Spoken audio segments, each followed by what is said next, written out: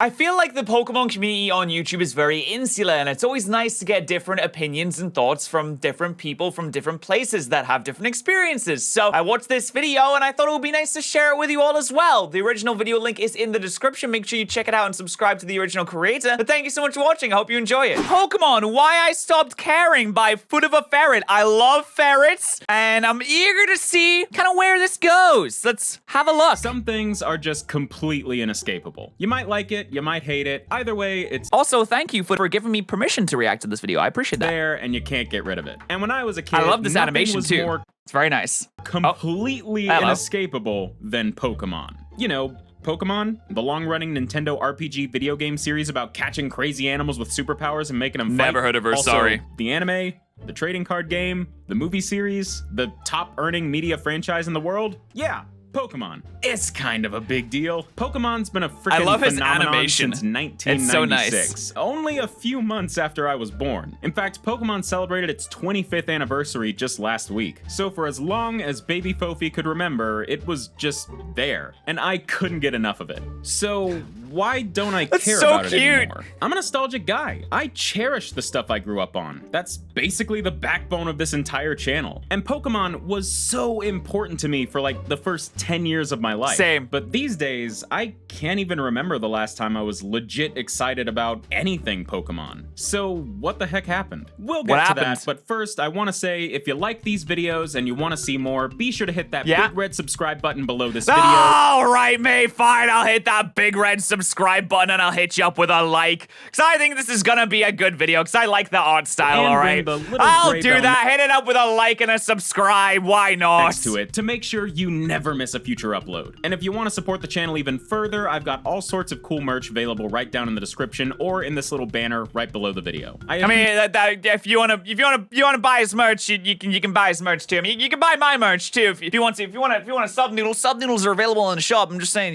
you can buy a sub noodle. I'm saying. Appreciate any support you guys give me, whether it's checking that stuff out, subscribing, or just watching the videos. So thank you, and let's get back to Pokemon. I guess it makes the most All sense to right. start at, well, the start. Relive some of that 90s, early 2000s nostalgia and see if I can't reconnect with my old love of Pokemon. Like I said, mid-90s baby, Pokemon was basically born with me.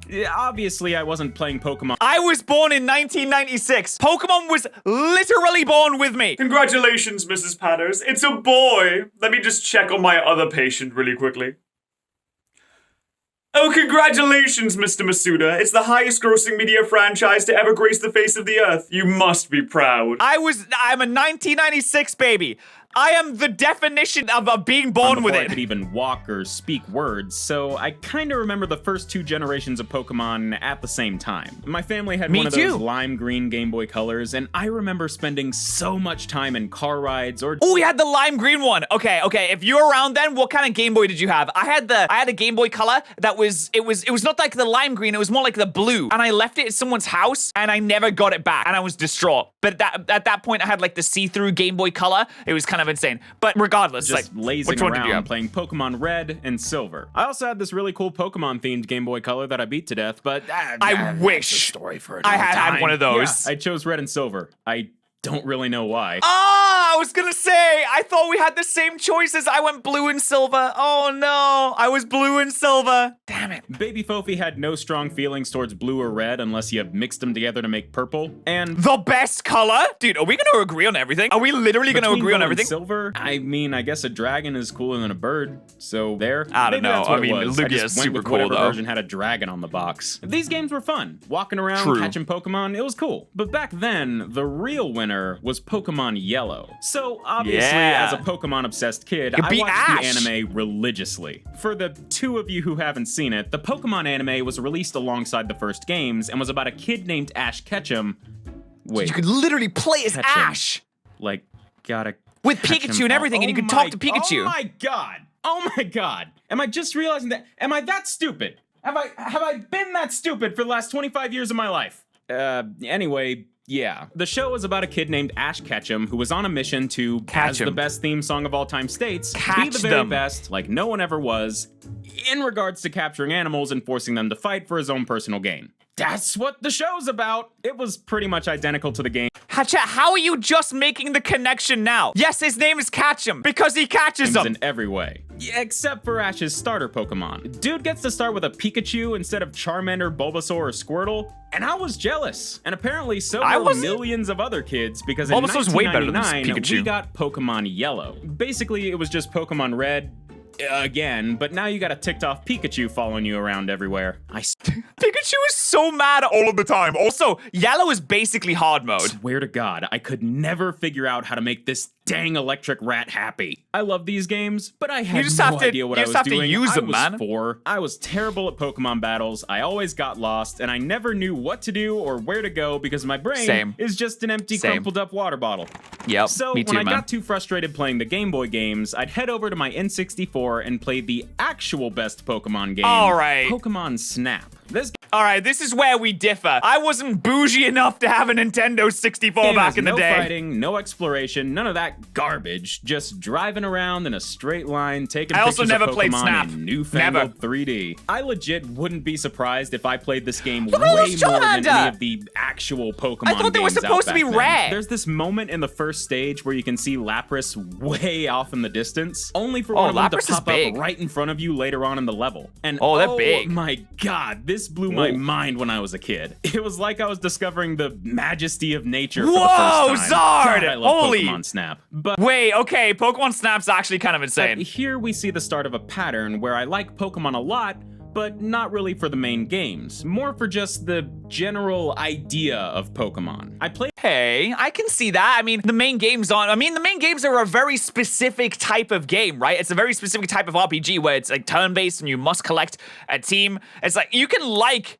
the idea of the franchise while being like, hey, I don't like turn-based RPGs in which you build a team because it's a very specific thing, right? played the main Pokemon games for sure, but they weren't the reason I loved Pokemon. Nah, the reason I There's the loved TCGs, Pokemon it's the anime. was obviously my Tiger Electronics interactive Pokedex. I had one of those This as bad well. boy open, hit that on button, and Yes! woo, technology go! is wild, dude. And of course, Oh god, I wish I still had mine. I remember the last time I saw it was at my grand's. I need to go at my grand's. She's been vaccinated. It's okay. I need to go up there as I now. was playing with my state-of-the-art Pokedex, I was I listening love to the this thing so greatest much. album of all time, To Be a To Be a Master, Master? the official Pokemon soundtrack. This was So a collection good. of songs from the cartoon back in the day, including the amazing theme song and the frickin' Poke Rap from the end credits that I'm sure No, most of no. you watching already know by heart. If he We had doesn't on mention cassette it- tape back in the day. he Yes, doesn't I mention listened it- to it all the time. Yes, I I need still to have mention that it. cassette. And yes, I still unironically listen to this album constantly. If you take out all Because- the songs that are specific. Because of the because of the best song in the album, which is hold on, Double Trouble. Team Rocket is the best song on the album.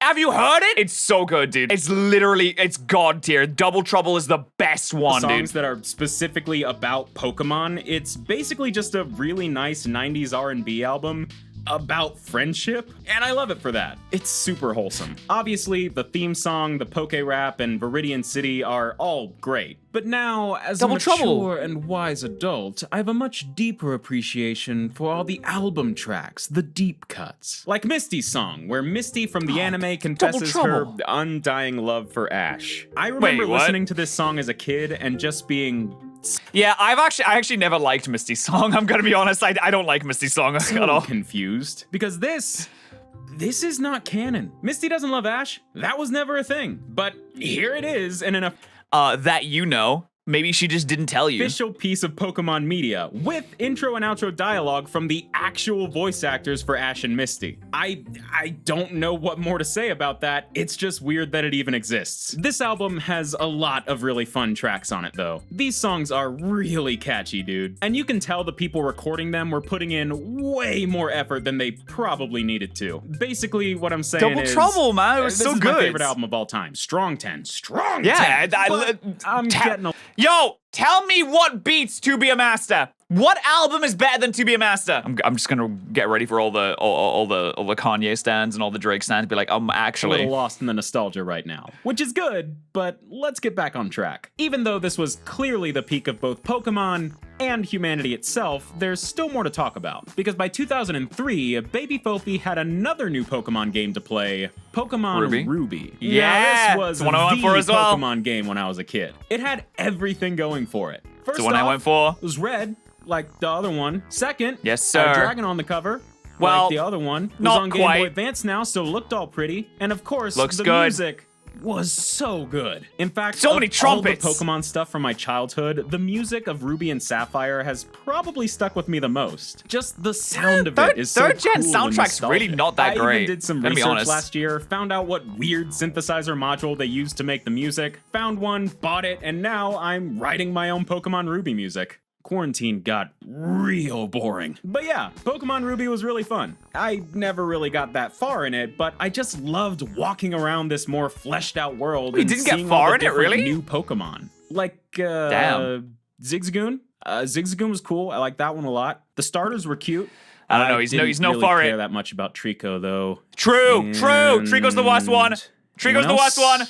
Torchic and Mudkip. Way better. Maybe it was just Zigzagoon. Maybe I just like Zigzagoon. And things only got better from my Pokemon obsession Ruby and 1 Sapphire year later weren't with that great. Pokemon Fire Red. Basically just Pokemon Red again, but remade with dragon's Pokemon back. Ruby's engine. I probably played this one just as much as Ruby back when I was like 8 years old, and I think this might have been my first experience with a video game remake too. It was really cool getting to see all the Pokemon I grew up on actually, you know, look like the Pokemon I grew up on. Also, I never really thought about this, but of all the mainline Pokemon games I played as a kid, half of them are literally the same game. I don't know what to do with that information. But by this point, it was the mid-2000s. Pokemon was still huge, but it wasn't the world-conquering phenomenon it was in the... No shot there were Pokemon Pop-Tarts. What? I was literally having a conversation with my friends yesterday about what the best Pop-Tarts were. I didn't know that this was an option. And dude, they have the little Pokemon, little candy things on them. That's so insane. I wish I could never. 90s. And Nintendo was about to really shake things up by killing off the Game Boy and bringing out the Nintendo DS. And with it, a new set of Pokemon games, Diamond and Pearl. And since Baby Fofi was riding high off his love for Pokemon Ruby and Fire Red, not to mention the hype of having a new console with tons of crazy new features, Look at it.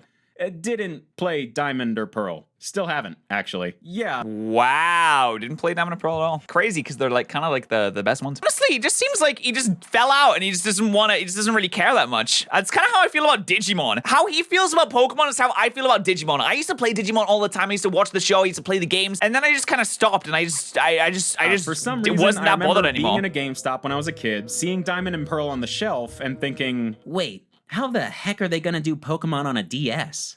I guess I'll pass. yeah, if you didn't think It's this that mountain was easy. just a recycling bin full of plastic before, Baby Fofi legit thought they couldn't make a Pokemon game work on what was essentially a slightly fancier version of what Remember when they were like, oh, they're gonna make a Pokemon game on the Switch, and then some people were like, They can't make a Pokemon game on the Switch. Where's the bottom screen gonna go? I'm like, it's just gonna go where on the top screen. It's like, no, they can't do that. They have 2 screens now. I'm gonna be so mad. what I'd been playing Pokemon people on are- for people are years. kinda dumb, not gonna In lie. my defense, the main games I was playing on my DS at the time were Nintendogs, WarioWare, frickin' Pack Picks. Yeah, I have a story about Nintendogs. Nintendos couldn't understand my accent when I was a wee Brit living in Northern England.